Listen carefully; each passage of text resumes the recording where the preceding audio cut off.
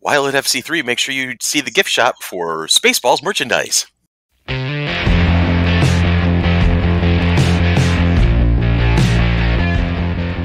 From Rochester, New York, the home of people who are wondering what the hell Chris is talking about half the time, this is FC3's Monkey Business. As always, it is your one-stop shop for everything geeky, and everything can be geeky if you love it enough. Starring Tanya Metris, starring Dan Carmen, starring Billy DeTore, and also starring me. My name is Chris, and I am your host, and I'm happy to hear from you guys again. Hello, friends. Hello. Hi. Hello. Hello. Of course, that makes me think Miss Doubtfire, but that's another story entirely. Yeah. That's another movie we have to watch. Yeah. Yes. Yeah. I also, I would love to actually start watching some movies that we've never seen before and would not normally talk about, in some independent films and stuff. I don't have any titles off the top of my head, but there's just things I was thinking about. It would be cool if we did that. So, how is everybody? I'm good. I'm tired. I'm What's very that? tired. You tired? I'm very tired. You tired? You just got off of work a couple hours ago, didn't you? Yeah. I got I worked from 6 p.m. last night to 6 a.m. this morning, and got home, took a shower, and this would be the perfect time to watch the movie we're talking about today. And I turned it on, and a few minutes in, my eyes may have closed, and I woke up to the end theme. To the closing credits. To the closing credits. Oh, no. But I saw the movie 34 years ago, so I've got it. So that makes you an expert, Yes, absolutely. You think about it. Yeah. You once stayed at a Holiday Inn Express one time, so that's that. That works. Exactly. So the podcast is going to be you guys telling me all about the movie. Now you've watched Mel Brooks is your jam. You've watched a lot of Mel Brooks movies. Yeah, absolutely. I like Mel Brooks a whole lot. Okay, but this was never the one that really was your go-to Mel Brooks movie. No, silent movie is one of my favorites. Young Frankenstein. Okay. Of course, Blazing Saddles, but that answer seems obvious. Let's get that right, though. It's Frankenstein. Yeah, Frankenstein, yeah. So. Spaceballs. I mean, I should like it more than I did. Okay, why is that, love do you think? Star Wars. We'll talk about all this when we get to the meat of the program. I have a tendency of just not shutting up. But we Susan love you says anyway. that sometimes. But we love you anyway. It's all good. Yeah. All right. So, Daniel, how are you doing? How was your few days away there? It was a very interesting week. There was a lot of stuff going on. So it was a big storm. We had trees down all over the place, power outages. We got to watch tree removal. We had no internet, no this and that, and the motor car, not a single luxury. Yes, exactly. So yeah, it was very, I got to watch some tree removal, which is kind of interesting. The big, brought in a giant crane to pull these trees out because they're just huge. And they were, knocking down power lines left and right up there. So it's kind of a rural area where we were, on top of a mountain. So there's they get the wires up there. They go through a lot of trees, and the big storm caused a lot of trees to fall. So it was, it was a good time. Oh. Well, the boys had a good time. You were saying though, they all kept busy. So the lake was still open, so I could still swim in the lake. So that was good. They were kind of upset they couldn't use their phones at all. But we did a lot more driving to charge our phones because that's the only way we could charge our phones because we had no electricity was to drive. So. No, not our tech, Dad. We'll never survive. I know. But my kids would have been devastated. I know. Yeah. Play a lot more cards. Okay. A lot more walks around the lake, so a lot more, just we adapted, but it just wasn't exciting. I mean, I'm always good for a few days, but after that, it's just kind of, I'm ready for civilization. Ready for civilization. Please, may I have my civilization? I would appreciate it very much, thank you. I like my space. I like my spot. That's I can appreciate that. Yeah, but it was overall, it was good. I mean, it was beautiful up there. I mean, I posted a lot of pictures. It was just beautiful views up there and everything. So good deal. Yeah. Was there ever any thought of bailing and coming home early? I thought about it, but the other part of my family did not. Got vetoed by the other half of the equation. There wasn't agreement on it, so we didn't do it. I see. We got power the last day. That's great. But yeah. So, anyways, other than that, doing okay. Good deal. Yeah. That's a thing. I'm glad to hear it. Yeah. Wonderful. And now we're all home. And how about you, Miss Tanya? First day of summer school, or first week of summer school, excuse me? Yep, first week of summer school. We survived. It's a little interesting. I'm not in my normal building, so not having all access to everything that I usually have during the day. So it was like, if someone came into my classroom the other day, like, do you have a pencil sharpener? I'm like, yeah, in the back. It's one of those handheld ones. Yeah, the old-fashioned. Yeah, the old-fashioned. And I'm like, so I'm like, Anita, the next time you go over to our building to water your plants, grab the 3-hole punch, which is electric, and grab the pencil sharpener, which is electric. She's like, absolutely. But then yesterday, I stopped by a garage sale that Ian's cousin was having. Yeah. And they were getting rid of a ton of stuff. There was a ton of Mickey stuff there, but Dan, I don't think he would have really appreciated that because it was like magnetic, cheesy 80 frames from the 80s that you'd put on your refrigerator and things like that. And I was like, not so much. But they had an electric pencil sharpener for $2, brand new, never out of the box. Well, I was like, whew, that's mine. A thing of pencils is mine. Jackpot. I walked out of there with like spending $16. I'm like, Ann, I hate you. She's like, you love me. I'm like, yeah, you're right, I do. But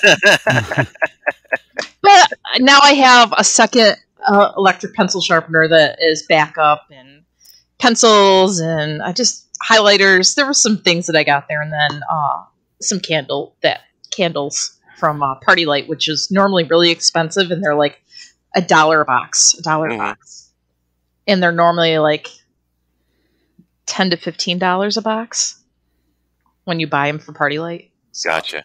Yeah, made out. So other than that, not much. I just finished my breakfast. Yay! What's for breakfast today?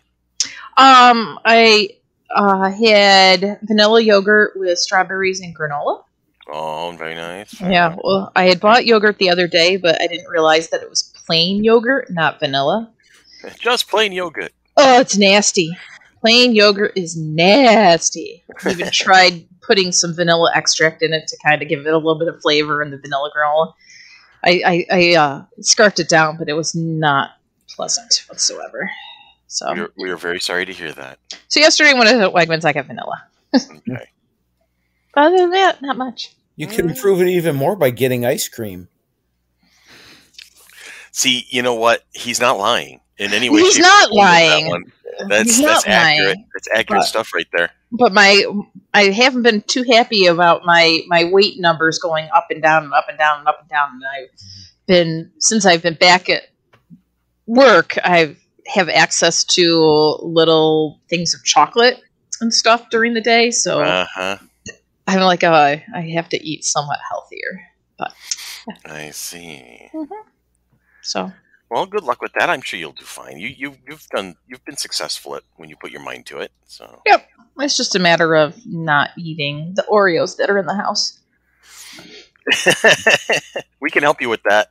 Mm-hmm. I volunteer as tribute. And ice cream. I'm thinking I'm like, later vanilla ice cream and crush up some Oreos and then we'll have a happy little dessert. Okay, another suggestion. Stick with yogurt, but make it the frozen kind. I like that idea. That's a great idea.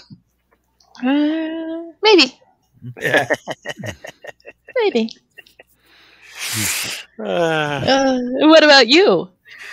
Well, it's been an interesting week at work. They've changed up because we have 2 new inspectors. We used to have 26. Now we're up to 28, and I think that was great because it worked out, in the budget for us to be able to pull something like that off.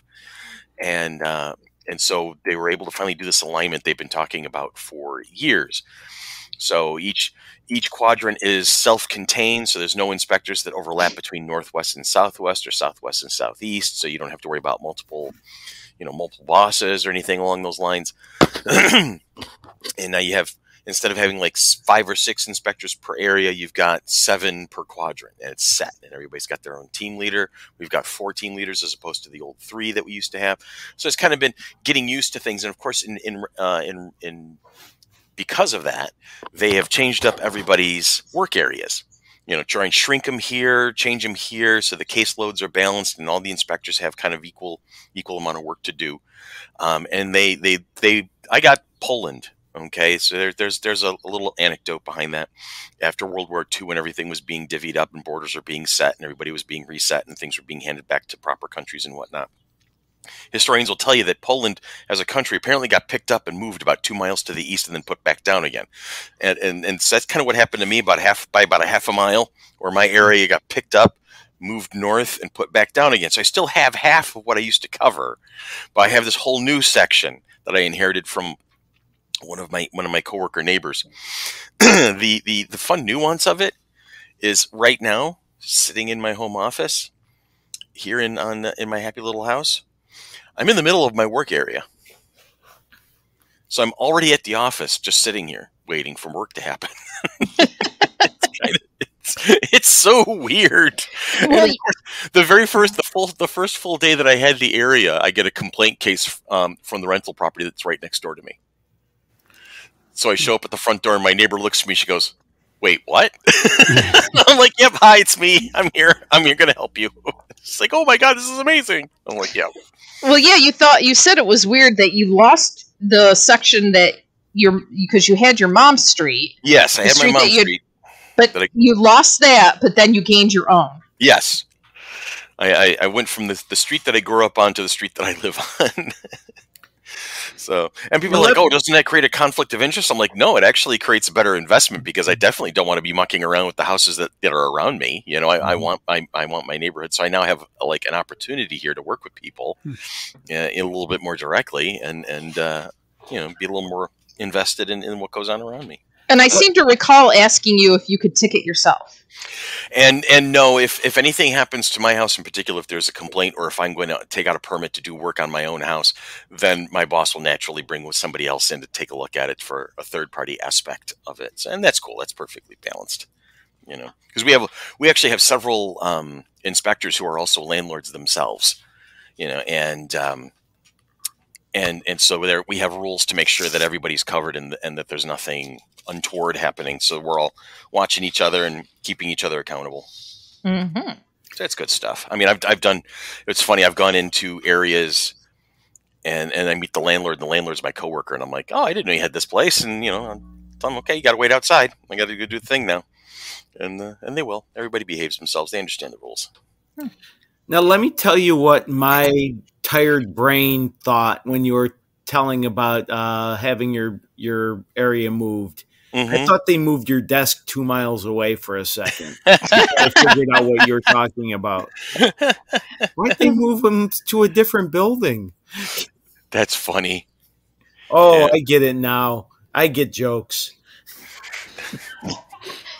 Getting used to Billy's work schedule is going to be fun. I can tell. Did Dan hit a giggle laugh thing, or is that in his kids? That was me laughing. Come on. Because I think Dan got the Simpsons reference. I got a new giggle. Oh boy! I was gonna say, I thought I heard some type of laugh track behind us. It was Grogu talking to me. Oh, Conversation back there. So it stands to reason why Tanya would be familiar with that. Yeah. Oh yeah, I was like, wait, I hear a giggle. Anne's birthday was the other day, and she got a new Grogu. Mm-hmm. I think it's the one that talks. Yeah. She was so happy. All right. Well, friends, I tell you what we're going to do. We're going to take a quick break, and when we come back, we're going to dive into the Mel Brooks parody classic, Spaceballs. A new fragrance from the line of the Mighty Monkey. Spoilers. When you want that little hint of adventure. Spoilers. When you know it's coming, but you're not sure after all. Spoilers. When your PSA makes no goddamn sense, but you're gonna go for it anyway. Spoilers.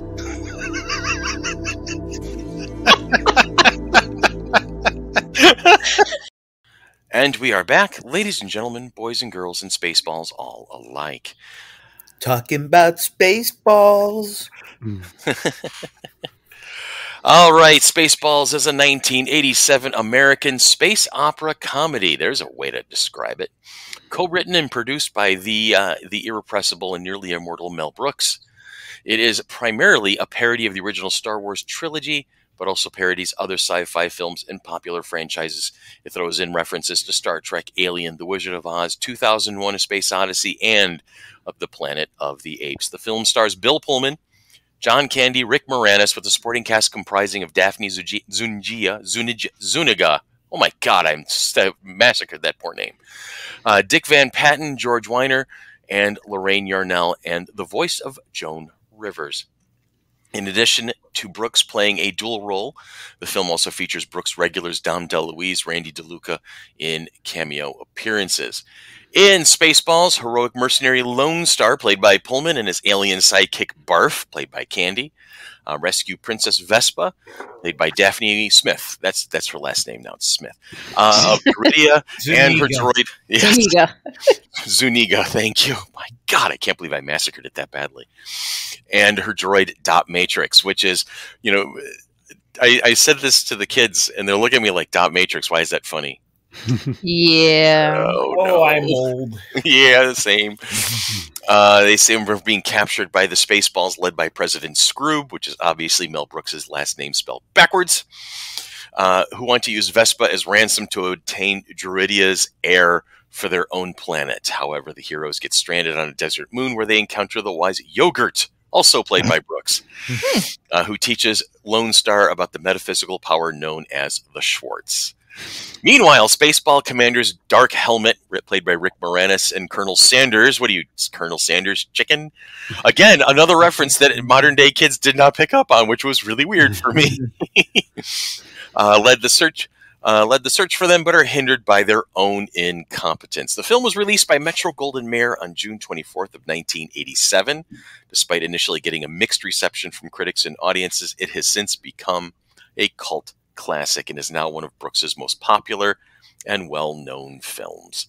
And isn't that true of basically all of Mel Brooks's movies? They're all pretty much like, people are, there's going to be a large section of the population to be like, yeah, and there's going to be a large section of the population it's like, whoa, this is awesome. Mm-hmm. And then kind of like, and then it brews over time and percolates until suddenly the movies have gotten their own legendary status just because you couldn't make them in this day and age anymore. Yeah, nope. Brooks, I love how he unabashedly busts the fourth wall on a regular basis throughout the course of the movie. Characters will be very self-aware, or they'll look at the audience directly and kind of like give them a knowing, kind of like a smirk or a shrug, like, what do you want from me, kind of a thing. Dan, you have the opening crawl, because it's a send up of Star Wars. Absolutely, like 95% of this thing's bloodline is Star Wars. Right. So you start with the opening crawl. Go right ahead. Once upon a time warp, in a galaxy very, very, very, very far away, there lived a ruthless race of beings known as Spaceballs. Chapter 11. The evil leaders of planet Spaceball, having foolishly squandered their precious atmosphere, have devised a secret plan to take away every breath of air from their peace-loving neighbor, planet Duridia. Today is Princess Vespa's wedding day. Unbeknownst to the princess, but known to us, danger lurks in the stars above. If you can read this, you don't need glasses.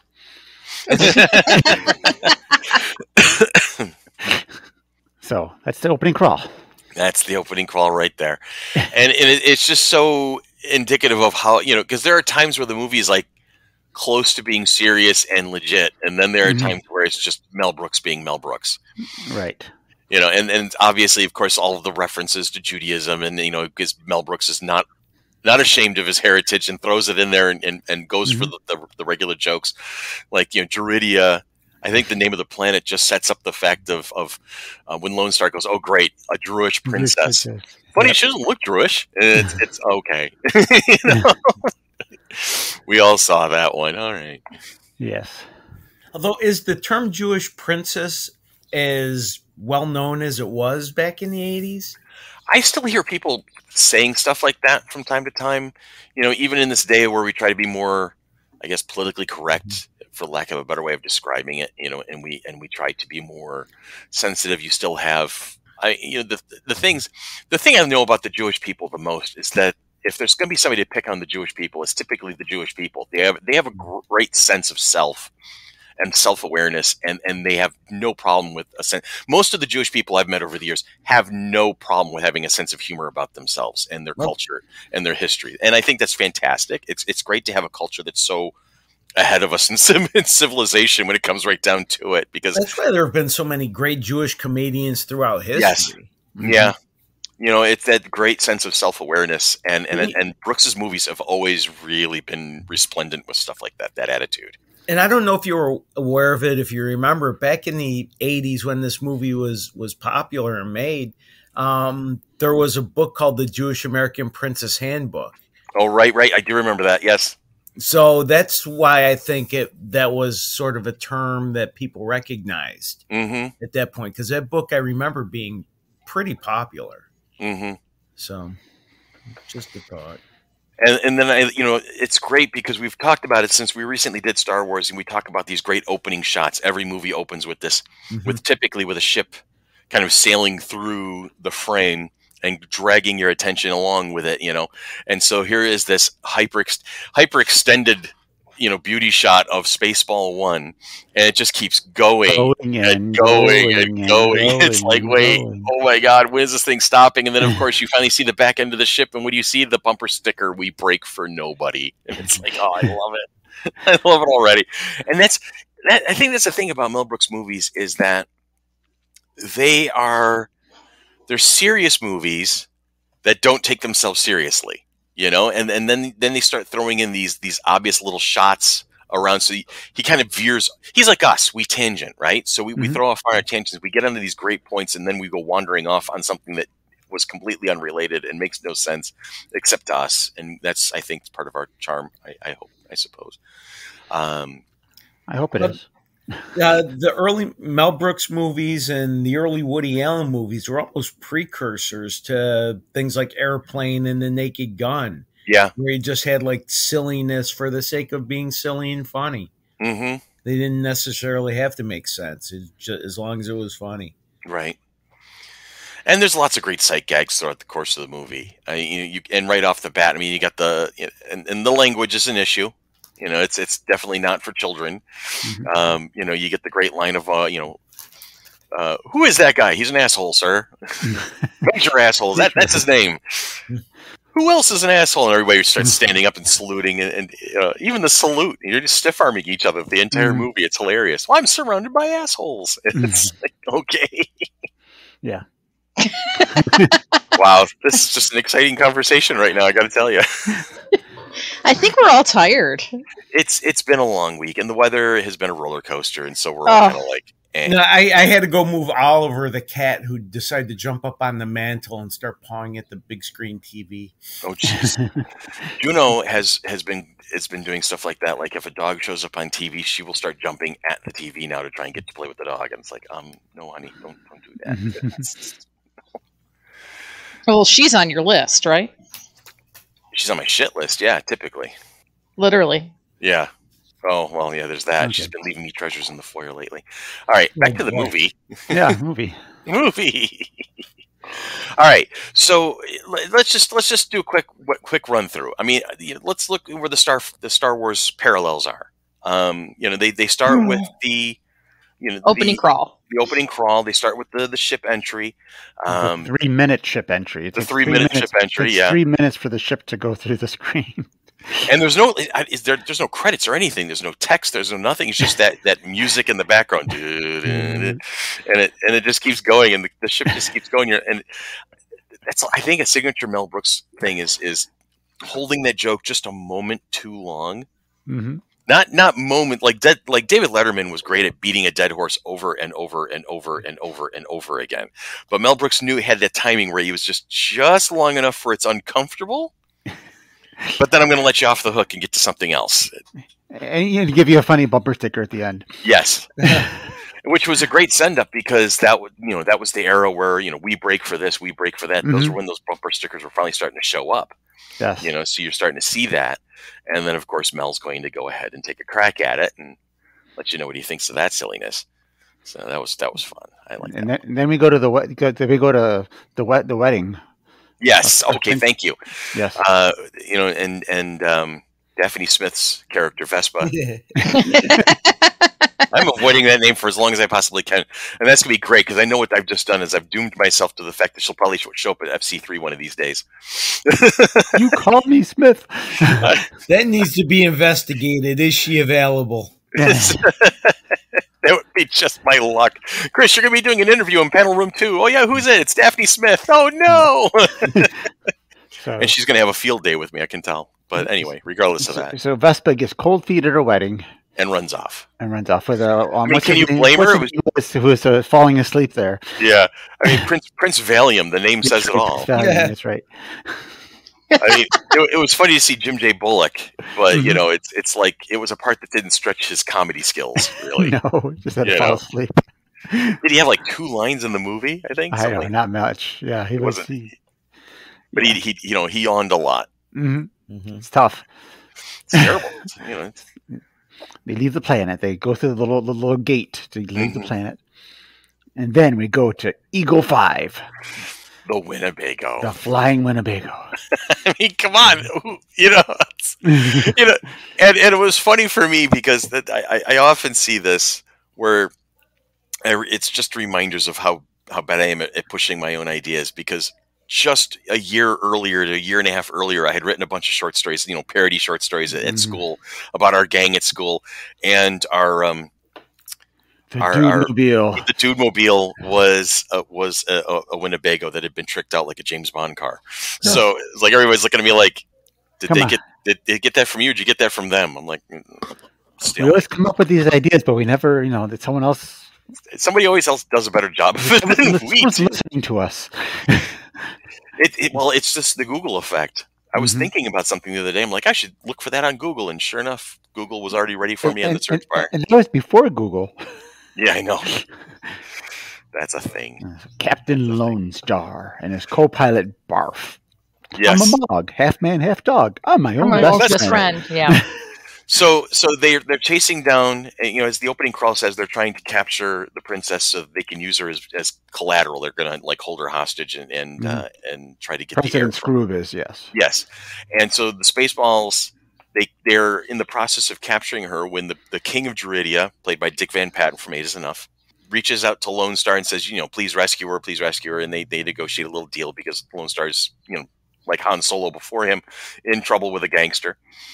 And Lone Star's on the job. He's going to go rescue the princess. And the Lone Star's being chased by Pizza the Hut. Yes. Voiced by Dom DeLuise. Yeah. Pizza will send out for you.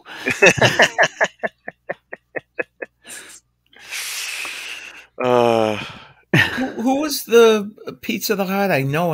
I just Dom DeLuise. Thank you. Yeah, who was a standard. He's a Mel Brooks go-to. Yeah, he's one of his. Like you said, one of his go-tos. Dot Matrix, which obviously the voice of Joan Rivers, who's very recognizable. Mm-hmm. But the person that was made up as the robot, you mentioned the name Lorraine Yarnell. Yes. Do you recognize that name at all? Shields and Yarnell, right? Exactly. Yep. The mimes. That's right. They were like big on the entertainment circuit through the 60s and 70s. Yeah, they even had their own summer replacement TV show that I used to watch a lot. And that's how I became familiar with them as a kid. Yep. They had a running characters, the Clinkers, that were robots. Okay. So. Yeah, I do remember that now. They were playing to her strength as a robot. Right. They're typecasting her.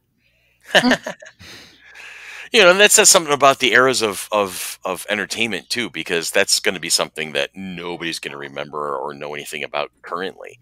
Mm-hmm. And it's going to lead me eventually to the question. So, start thinking about your answers now is how well has this movie aged over the years? And does it still hold the same kind of comedic value that it used to back in the day? And we'll get there in a moment.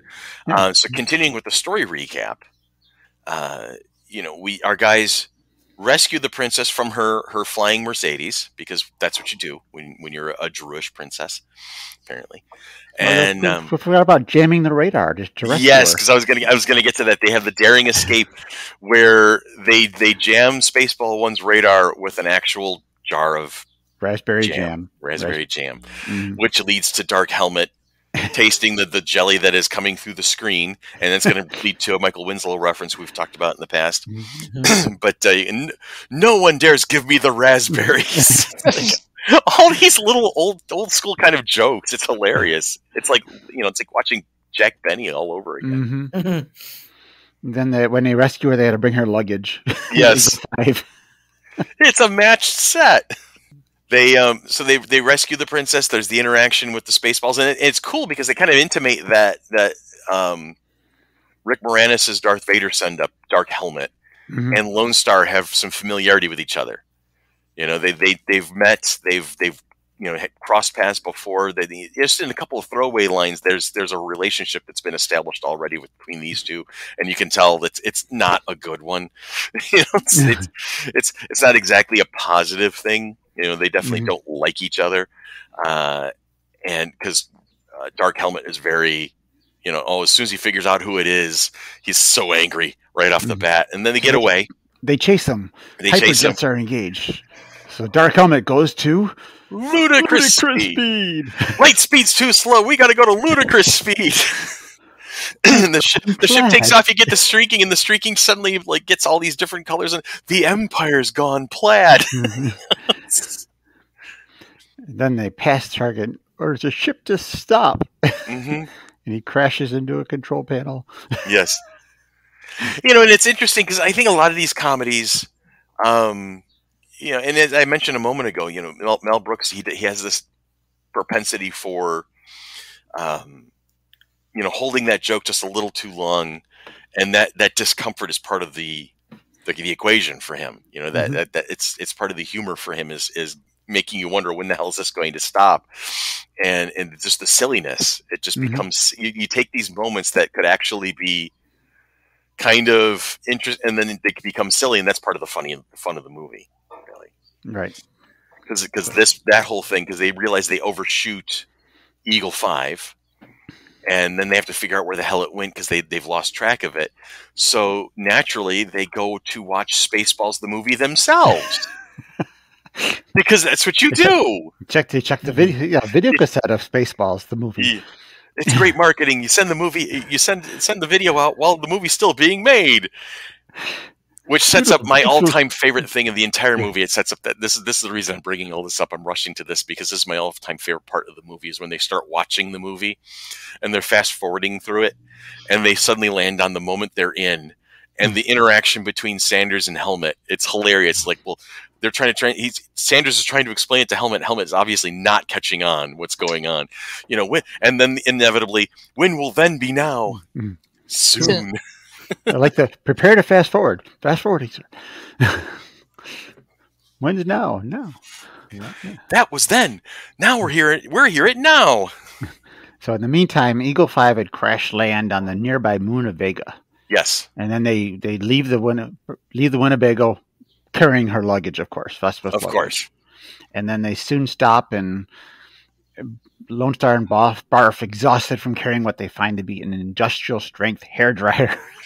Which sets up a whole interaction between Vespa and Lone Starr, because now they got to argue about the hairdryer and its importance in their lives. And you notice how it's the only thing in that Foot Locker, right? They throw it away and then they carry the Foot Locker away. Yep. It's like, wait, what?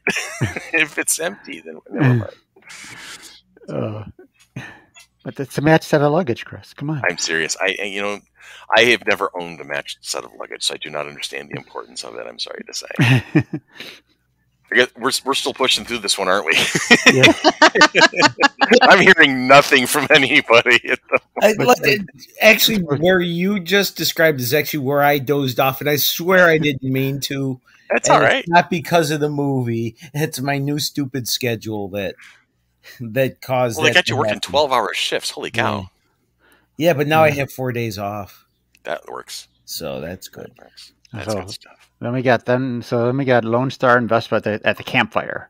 Right. Where Lone Star telling about his origins, found in a monastery doorstep, being born somewhere in the Ford galaxy. Yes. Car reference. Or Harrison Ford, one of the others. Oh, that too. Yeah. Okay. Yep. And then, well, as soon as I heard Ford Galaxy, I thought of the old car. So that's what that was. It could be either one. Yeah. Vespa tells him she ran away from a wedding because she did not love the groom, yet regrets her actions. Then they prepare to kiss, but Dot's virgin alarm goes off. Which would seem so weird in this day and age, I suppose, but there you have it. And then they travel across the desert, and they're thirsty for water, Dot needing oil, whatever. And Vespa begging for room service. And then, the group of dinks discover Lone Star, Barf, Dot, and Vespa and give them water and replenish their fluids before leading them across the dinks. Dink, dink, dink. The dinks were the send up of the Jawas. Yes. Just so people can get the visual, and hear that one through. And then the dinks bring them to the cave where they meet the wise, all-powerful, and magnificent Yogurt. Just plain yogurt. A keeper of the power, the Schwartz. And then, of course, plethora of Spaceballs merchandise. That was my favorite part. The real self-aware moment is when he's like breaks out the gift shop and there's Spaceball this and Spaceball that, and we'll all figure it out in Spaceball 2, the search for more money. Spaceballs the flamethrower. Kids love it.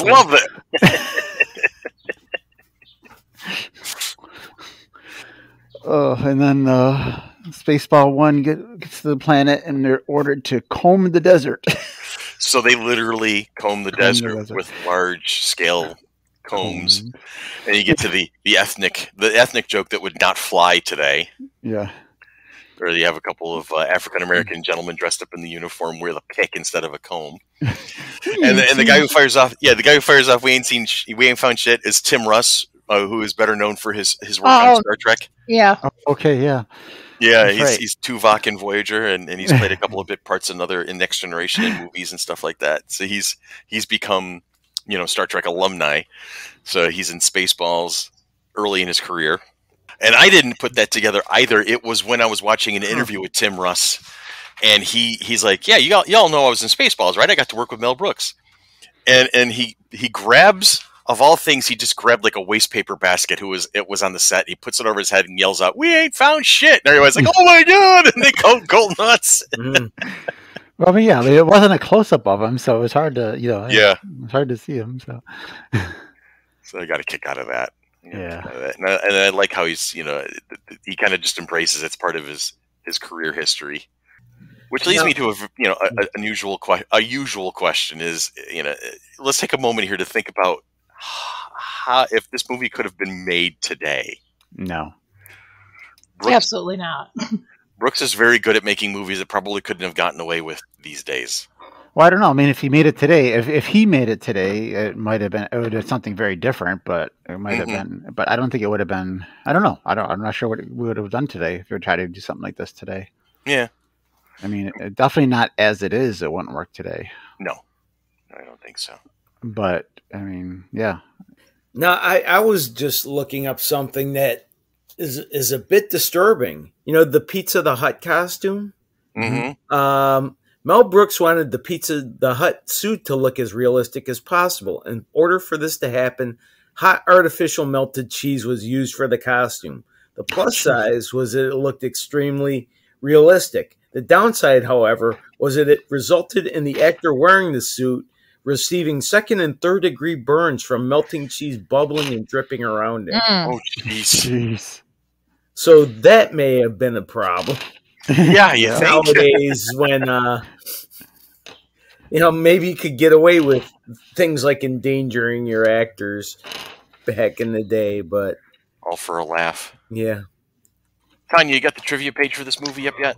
I do. Hit me with some good stuff, and then Dan and I'll go back to going through the story. Okay. The scene in which Dark Helmet is playing with his dolls was not in the screenplay. Writer, producer, and director Mel Brooks came up with the idea on the set one day and told this to Rick Moranis, who then improvised the entire scene. There's a surprise. Yeah. The castle, which I was really cool to find out about the castle on planet Druidia is King Ludwig's II Neuschwanstein's castle in Bavaria. It's been modified to matte painting with additional ramps. Neuschwanstein's castle has been featured in many motion pictures, and it's the original inspiration for all Disney-themed park castles. And other trivia is that's like the favorite castle of mine that I like doing puzzles of. I have a 2,000-piece puzzle in my classroom that has that castle on it.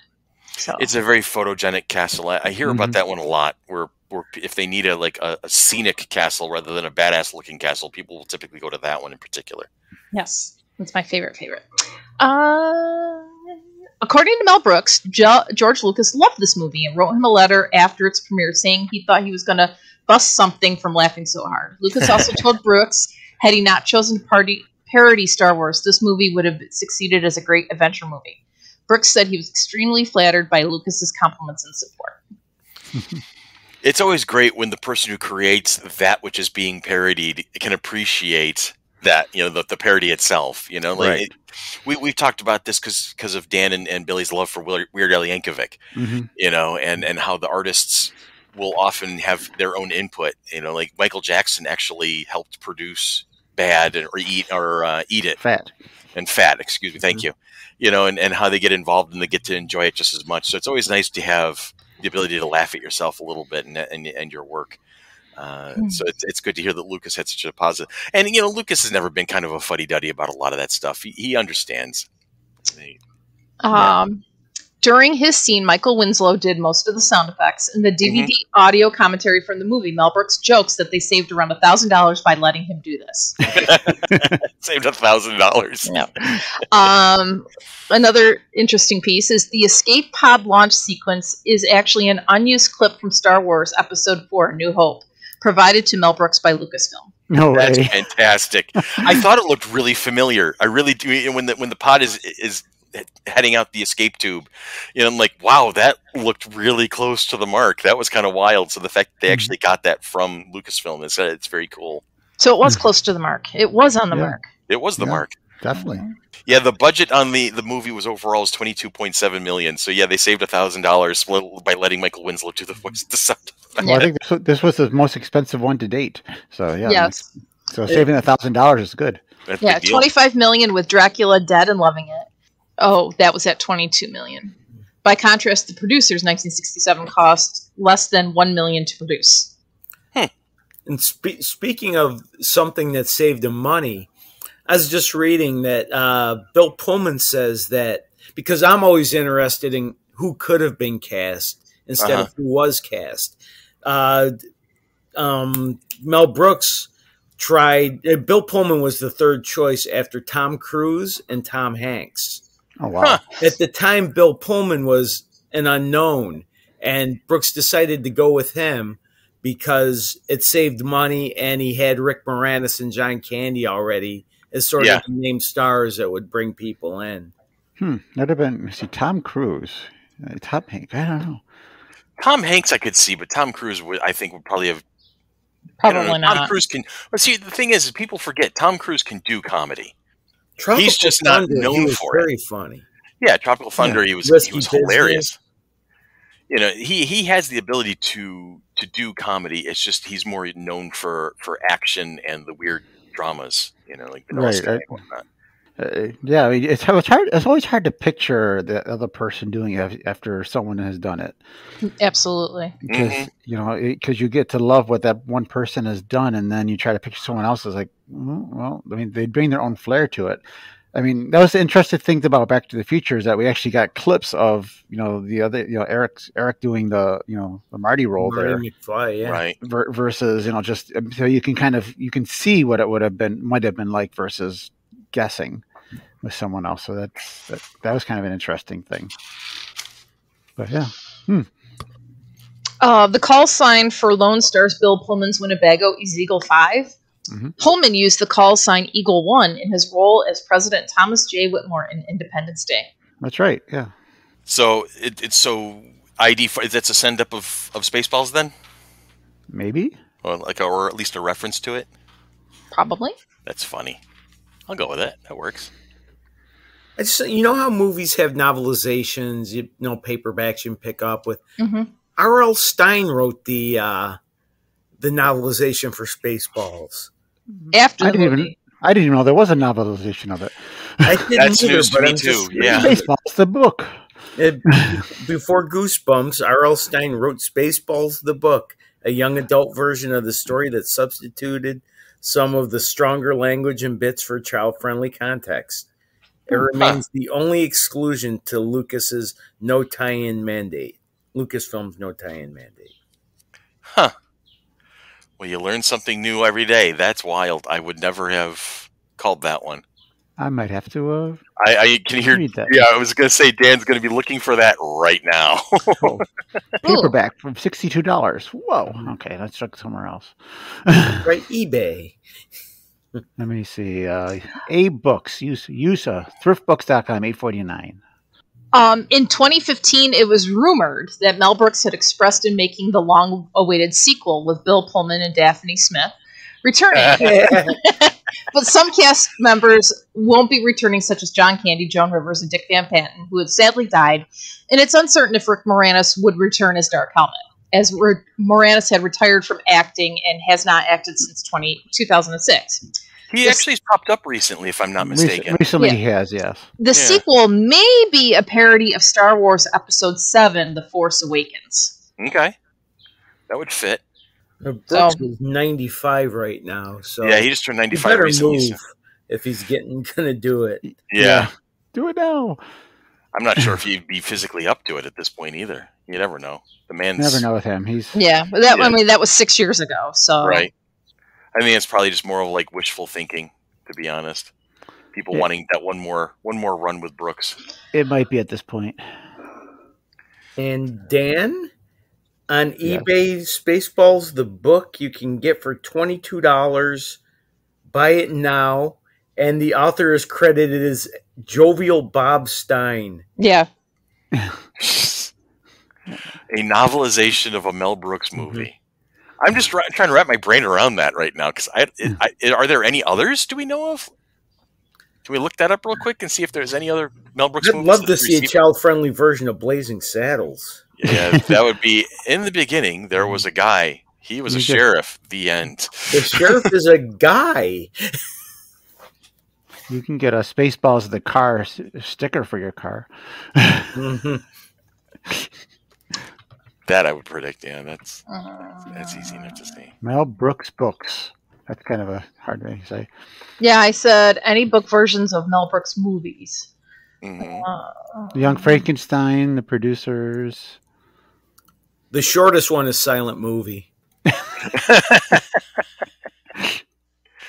No dialogue. The 2,000-year-old man goes to school. Of course, not about him itself, but Mel Brooks. It's good to be the king. Anyway, not many. When Princess Vespa is kidnapped by Dark Helmet, what does he threaten to do to her if her father refuses to meet demands? Restore her old nose. That's dirty. That's just dirty, man. It's plain or dirty. That's terrible. They do this side. They put up this black and white side profile shot of Daphne with this weird, like kind of like almost like Wizard of Oz Wicked Witch nose. What about King Roland's code for the air shield? Right. The code for the air shield is 1, 2, 3, 4, 5. Like some idiot would put that on his luggage. And then, of course, they had the follow-up scene where the president goes, "Hey, that's the same code I have on my luggage." And they share a look with each other. May the Schwartz be with you. Yeah, I mean, you get your Star Wars flow where, the hero and the bad guy get their lightsaber fight. I'm your father's brother's cousin's nephew's former roommate. What does that make us? Absolutely nothing. Which is what you are about to become. All the silly little jokes. Is this our favorite Mel Brooks movie? I haven't seen very many of them. I mean, this one, Men in Tights, is up there. Mm-hmm.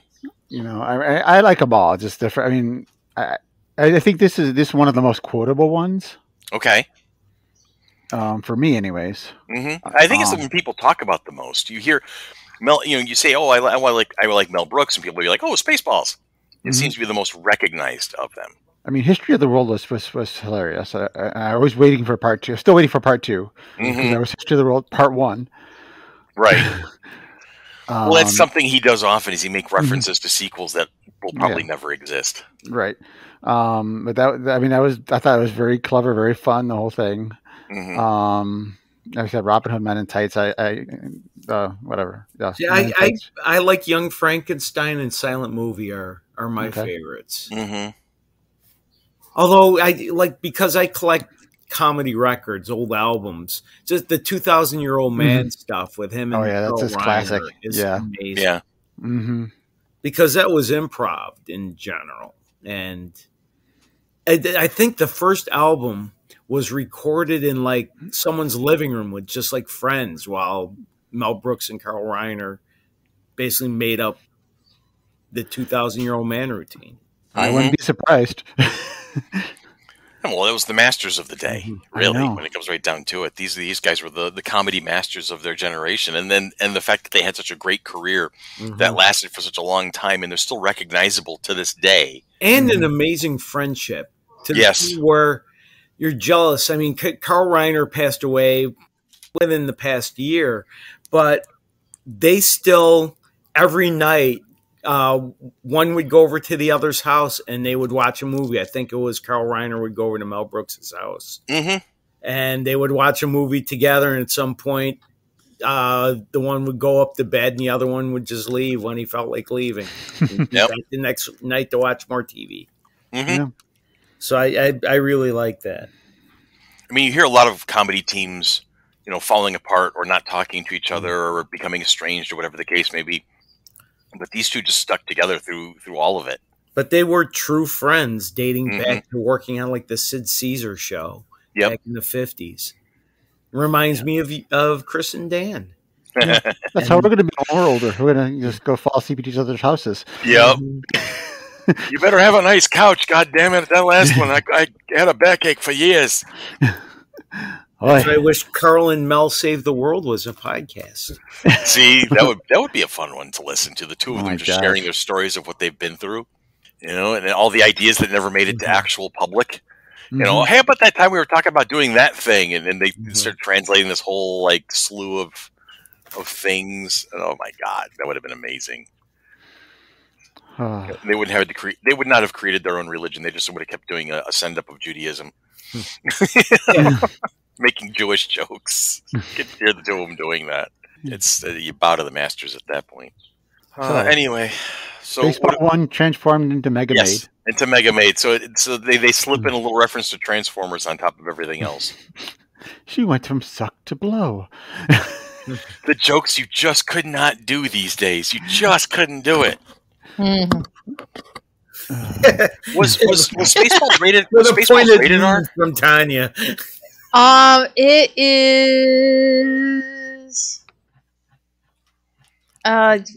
PG. It was rated PG with all of those jokes in there. It was still rated PG. Was that before PG-13 came around? Yes, I think so. And this is 1987, and it only had one F word in it. Right at the end too. I remember they slipped it in. Yeah, now, I want to say PG-13 existed because the first one was right after Indiana Jones and the Temple of Doom, which was, 83? 84? It started in 84, yeah, okay. Introduced as PG-13. Yeah. Weird. What was the very first PG? Red Dawn was the very first PG-13 movie. Wow. August 10th, 1984. But a movie like that today would definitely be an R-rated movie. There's just no way around it. The censors would take one look at that and be like, no. Yeah, I mean, we've definitely changed a lot since then.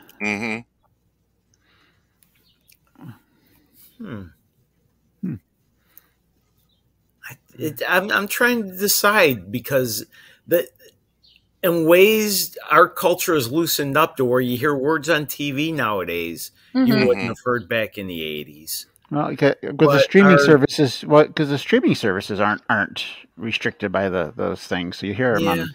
But I mean, even like Big Bang Theory and shows like that. You know, everybody loves Raymond, or that show's been canceled.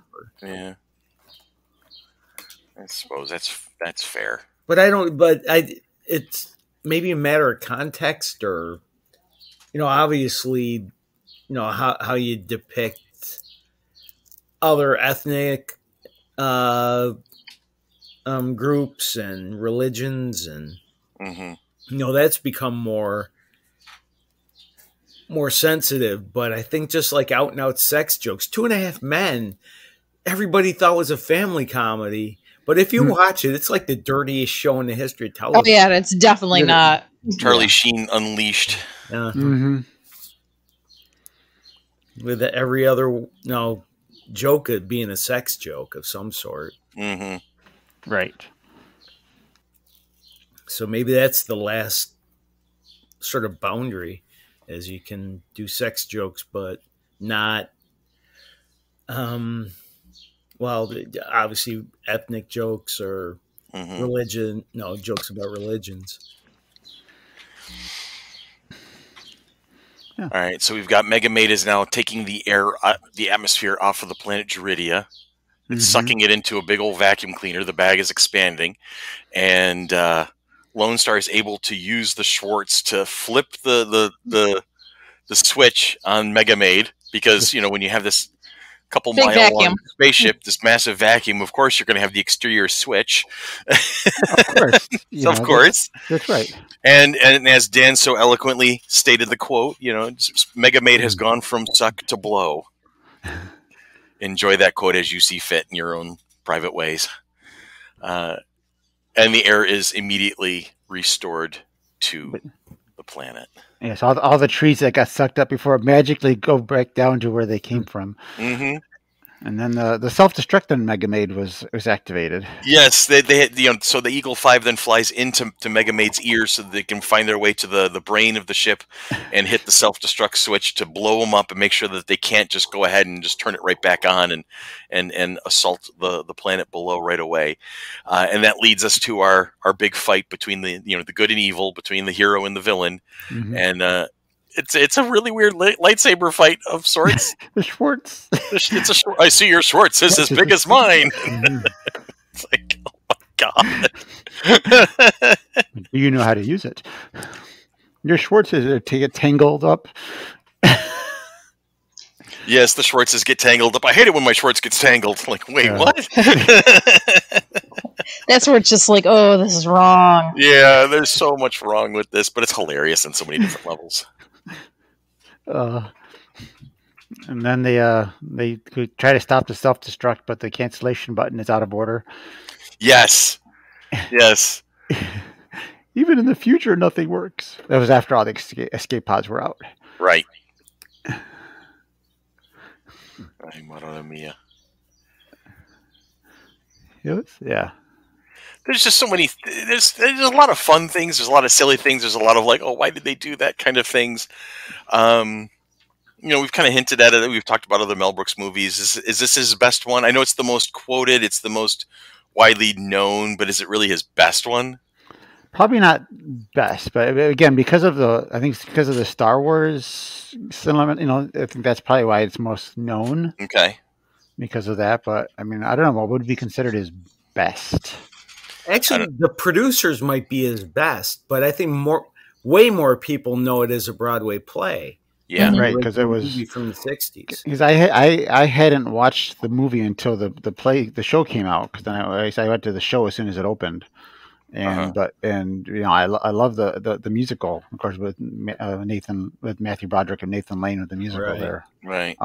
But the Zero Mostel and Gene Wilder? Gene Wilder, did the movie there, and it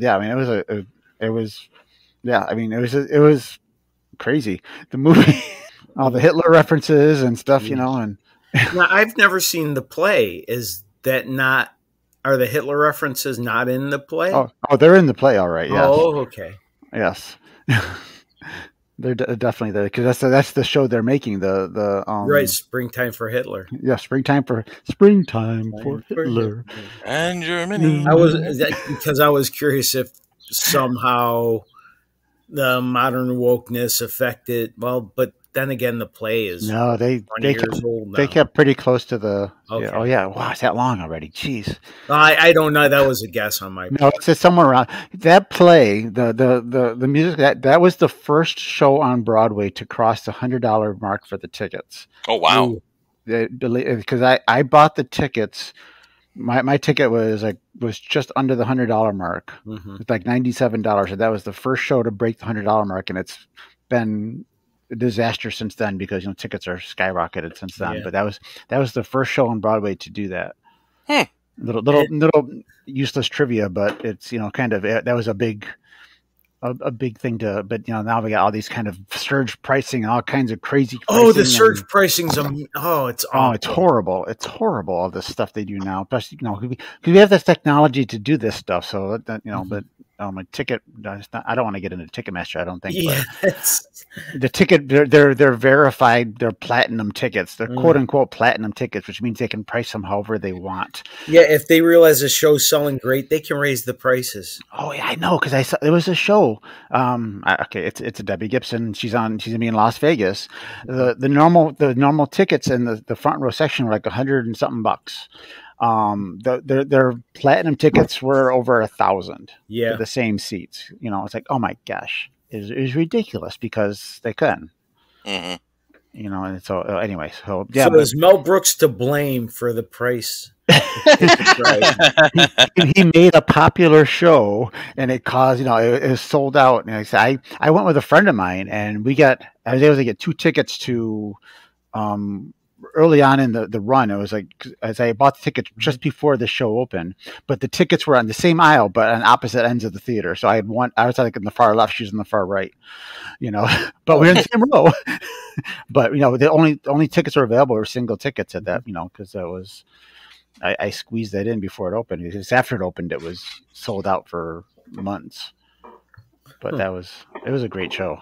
Then they made the movie of it, and I still haven't seen that movie either. I should. Oh yeah, because they made the movie with Nathan Lane and Matthew Broderick. Yeah. So how does Spaceballs end? Because the only thing I know how it ends is Spaceballs. Well, you get this ridiculous cast of characters all abandoning ship when the self-destruct is about to go off on Spaceball 1 or Mega Maid, whatever it is. And you see like clowns, and you see circus performers, you see the dancing bears and things like that. You see the zoo animals, all these things that would not normally be on an interstellar spaceship in a sci-fi movie, especially a bad guy ship. Yeah. All running for the escape pods, and all the escape pods launch and leave the 3 most important people on the ship, Colonel Sanders, Dark Helmet, and President Scroob, on the bridge, like because of course they're not important enough to save, and so the ship blows up with them still on it. And the escape pods, things came out of the head for the escape pods to go launch, so it looks like she's got a crown after that. Yeah, it almost looked like a Statue of Liberty play there for a moment. Well, yeah, but it does because of the next scene that comes into that. Yeah, the head lands on a planet, which ends up being the planet of the apes. Right. And they're crawling out of the nose, and I forget the exact thing they say, but the apes are on their horses, and they say something about the Spaceballs, and it's Spaceballs. Oh shit! There goes the planet. But so they brought in they made it looked like the Statue of Liberty head, like in Planet of the Apes movie. Yes. So there's that one, and then they go to the wedding. Oh, right. So they go back to the wedding, and Vespa's back on Druidia, and she's going to be, married off to Prince Valium once again. And the priest is getting so annoyed because he's like keeps getting interrupted. So he's getting more and more angry with them.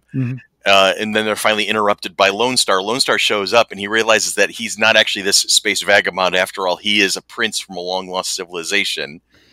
So he's actually qualified to marry Vespa. So this whole connection they've put together throughout the course of the movie comes to fruition.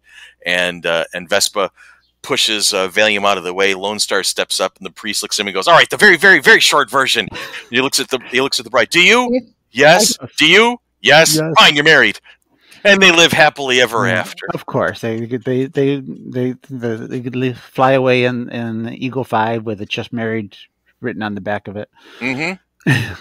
Now, I think that I may have seen just before the end credits. Was that a parody of Back to the Future car flying off?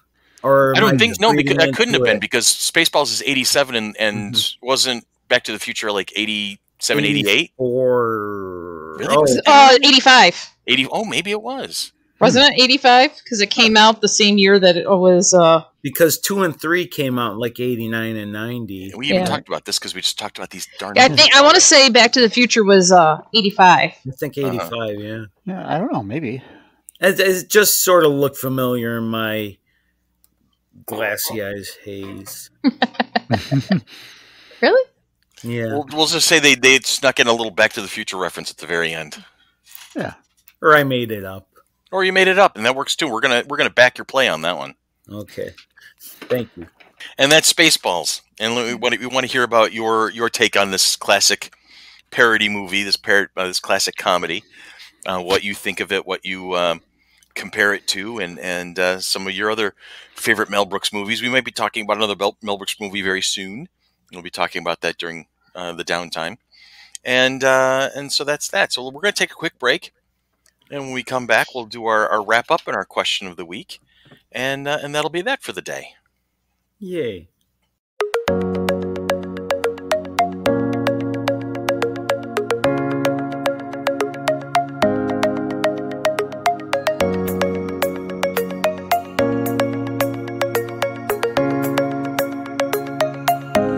And we're back, ladies and gentlemen, boys and girls, dudes and dudettes, and all points in between. We hope you guys are having a great week so far. We miss you. We can't wait to see you on September 25th and 26th of 2021 at the Total Sports Experience in Gates. Why is that, Dan? What would be going on that weekend?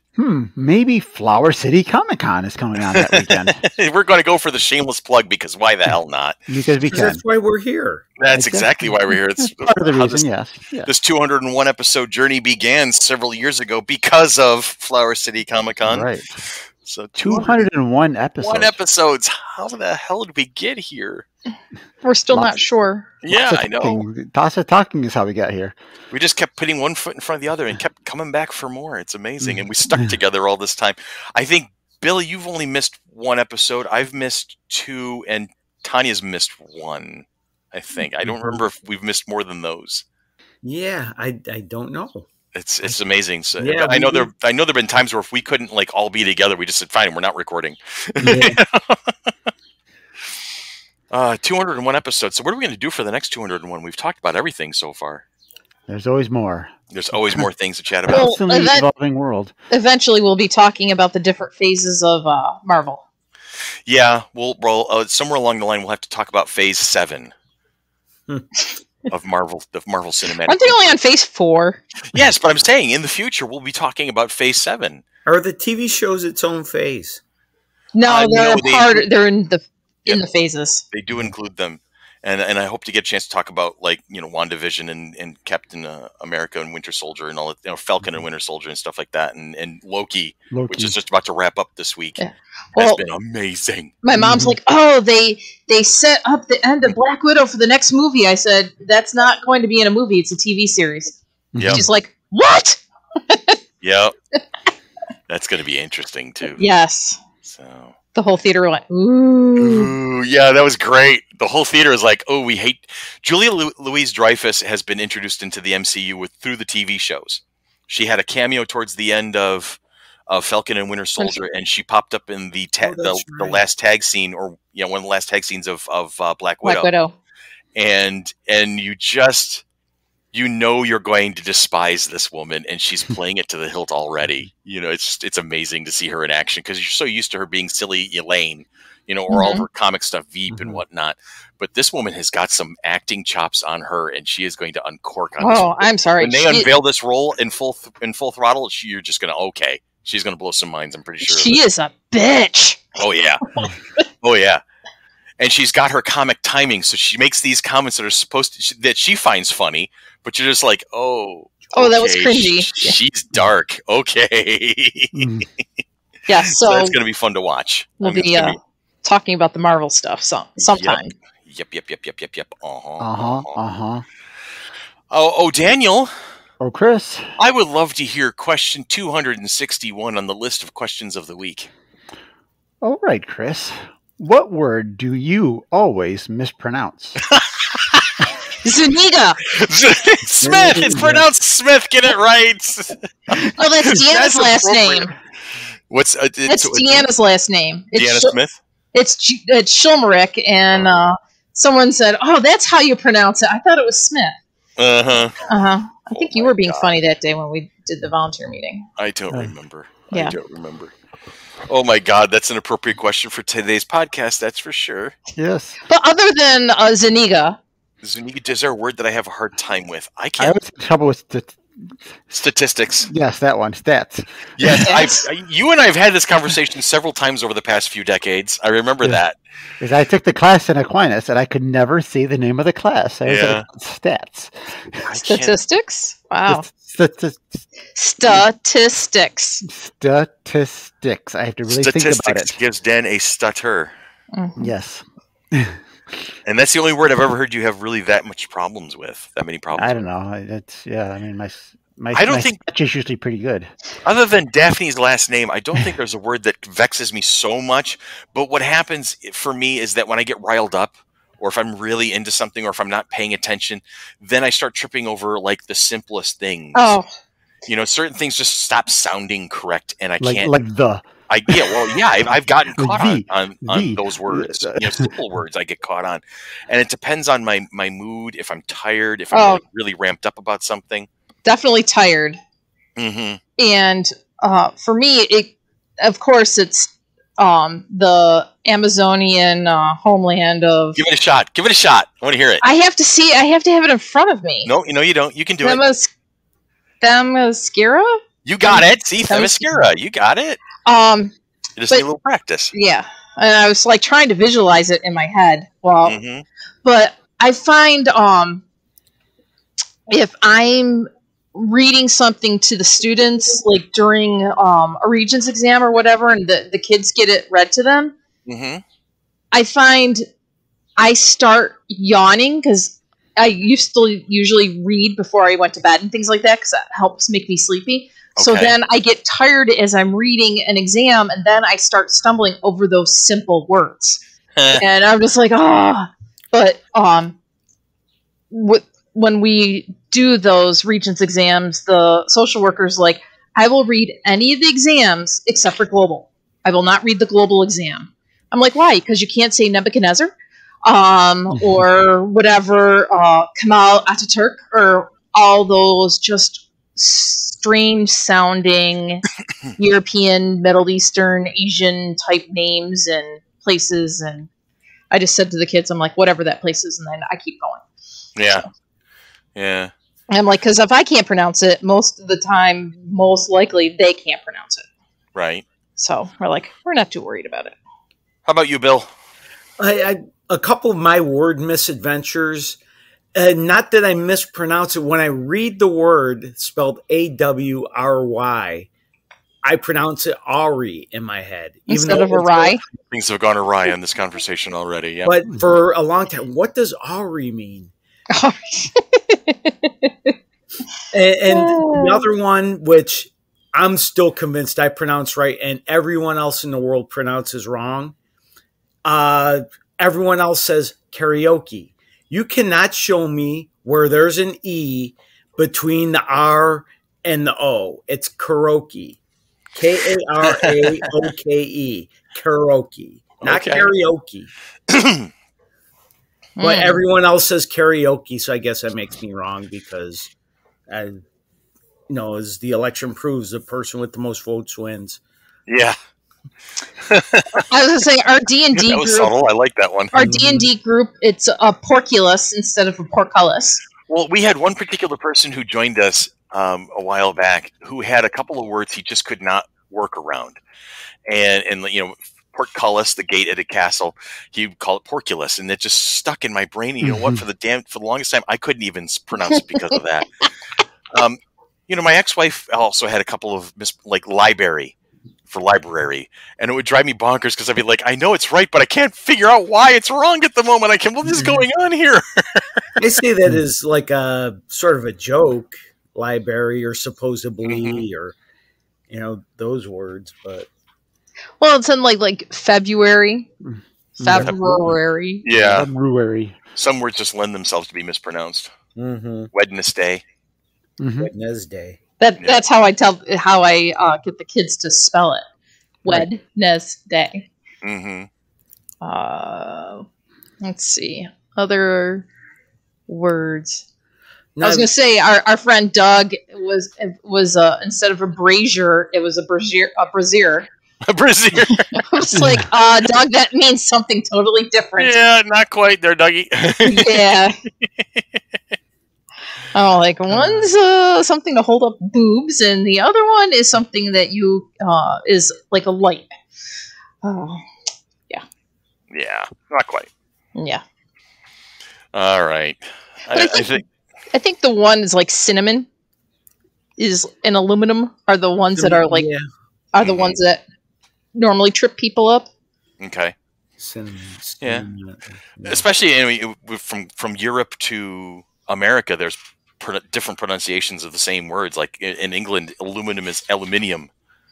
I was just going to bring that up. Bare Naked Ladies has a whole song about that. There you go. So, or schedule. It's right on schedule. I said that. What? So, but then you get into the whole. Now you can get into the whole dynamic of words having different meanings. Like Bill Maher did a great routine one time. I was in England and hey, can I borrow a rubber? What? You mean the eraser on a pencil? I'll come around tomorrow morning and knock you up. Well, okay, bring an eraser. Language. Language is an interesting gift that we've given ourselves as we've evolved as human beings. And I'll leave you with, it's not sherbet, it's sherbet. I agree with you. I'm with you on that one. No, most people say sherbet, and I do too, just, that's how we say it. Because it looks like sherbet and tastes like sherbet. I haven't had any of that in ages. It's much more delicious than yogurt. That's it. I'm going to Abbott's later. Because that has to happen. That's an excellent idea. There you go. The one out in Buffalo Road has a drive-through. Really? Yep. Over by Tinseltown. That's dangerous. That's dangerous. Because what's safer than eating a hot fudge sundae when you're driving?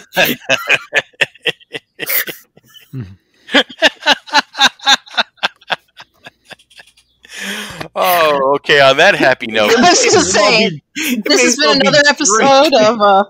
Oh, we've lost it there. All right. You know what? Oh, Dan. Oh, Chris. Hey, Dan. Hey, Chris. I'm laughing at you. Eating a sundae while you're driving. Billy's tired. He should go get some sleep. Hit it.